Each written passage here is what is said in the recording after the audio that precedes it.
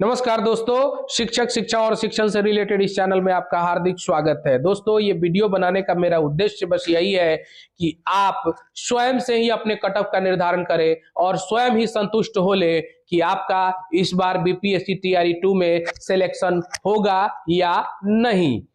तो इस बात को जानने के लिए कि कैसे आप कट ऑफ का निर्धारण करें, आपको कट ऑफ निर्धारण में कुछ मुख्य बिंदु हैं, उसको ध्यान में रखते हुए अपने कट ऑफ का निर्धारण करना होगा। बहुत जगहों से आपने सुन ही लिया होगा कि आपका कितना स्कोर है और कट ऑफ में आप आ रहे हैं या नहीं।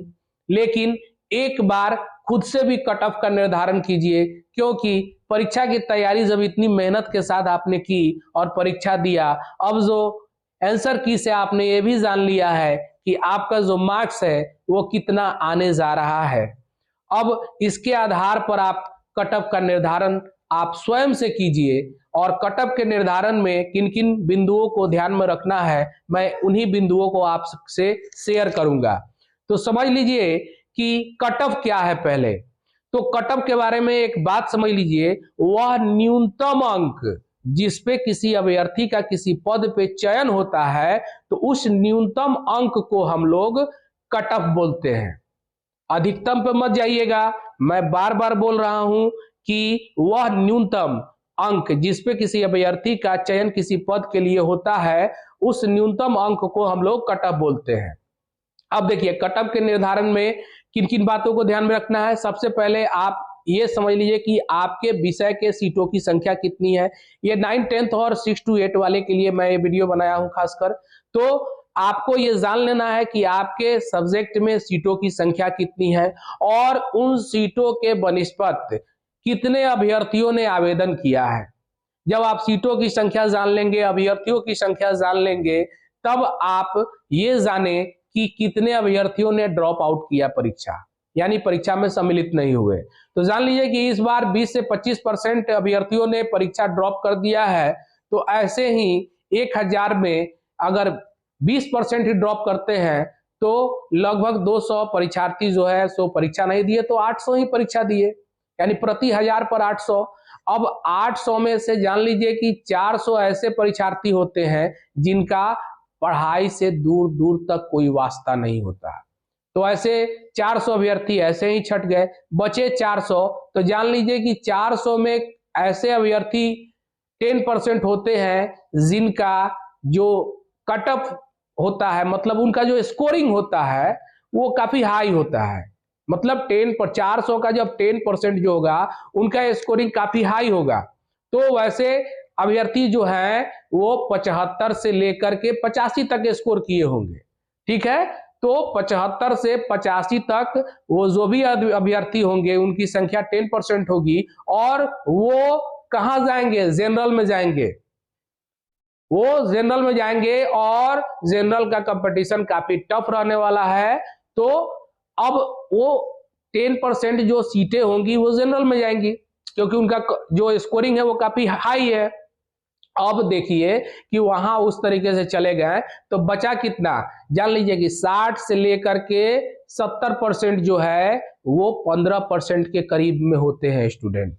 60 से 70% के बीच में आपको 15% स्टूडेंट के करीब में जो होते हैं वो स्कोर करते हैं। तो वैसे अभ्यर्थी आपको कितने होंगे? अब वैसे अभ्यर्थियों की संख्या जो है वो लगभग आपको 20 से 25% रहता है। तो 20 से 25% जो है सो 60 से लेकर के, और हमने आपको बताया कितना, 70% के बीच में। अब उसके नीचे जो है वो बाकी स्टूडेंट जो होते हैं वो 45% से लेकर के और 60% तक उसके बीच में के स्टूडेंट होते हैं। उसी रेशियो के स्टूडेंट होते हैं, वो उतना ही परसेंट मार्क्स गेन करते हैं। ये एक बुद्धि की परिकल्पना के आधार पर मैं बातें बता रहा हूं, क्योंकि बुद्धि के हिसाब से आप जानते हैं कि प्रतिभाशाली होते हैं, सामान्य बुद्धि के लोग होते हैं, थोड़ा सा मतलब एक स्तर बुद्धि का जो होता है वो विभिन्न प्रकार के होते हैं, जिसका जैसा स्तर होता है वो उतना ही स्कोर कर पाता है। इस बात को आप जान रहे हैं। तो इस तरीके से आप 400 जो परीक्षार्थी सम्मिलित हुए उसमें से आप ये 1000 व्यक्ति में कितना समय आपको दिखाई दे रहा है? 400। अब 400 में से 10% जो है सो 75% के ऊपर होंगे, 70 से लेकर के 85% तक होंगे। लेकिन उसके बाद जो 20% होंगे या 15% जो होंगे वो कितना से होंगे? 60 से लेकर के 70%। और बाकी जो होंगे वो 45 से लेकर के कितना? 59% तक होंगे। तो इस तरीके से आप एक आकलन करके सीटों को बांट दीजिए। और अब बांटने के बाद सब सीटों में से जो मैक्सिमम हायर नंबर वाले हैं वो तो जनरल में चले जाएंगे। अब वो जनरल में चले गए तो अब बचा रिजर्वेशन कैटेगरी। तो रिजर्वेशन कैटेगरी में आप समझ लीजिए कि आप जब हैं तो आपका जो स्कोरिंग होगा वो सामान्य से अगर कम भी होता है तब भी आपका चांस बनता है। आप इसका अनुमान किस तरह लगाएंगे? तो TRE1 के कट ऑफ को देख लेंगे। आप TRE1 के कट ऑफ को देख लेंगे और उसके अनुसार जब आप अपना कट ऑफ निकाल के इसमें झांके और इसमें झांकने के पश्चात अगर आपको महसूस होता है कि हाँ इसके इर्द गिर्द हम हैं और इसके करीब हैं तो आपका होने का चांस है।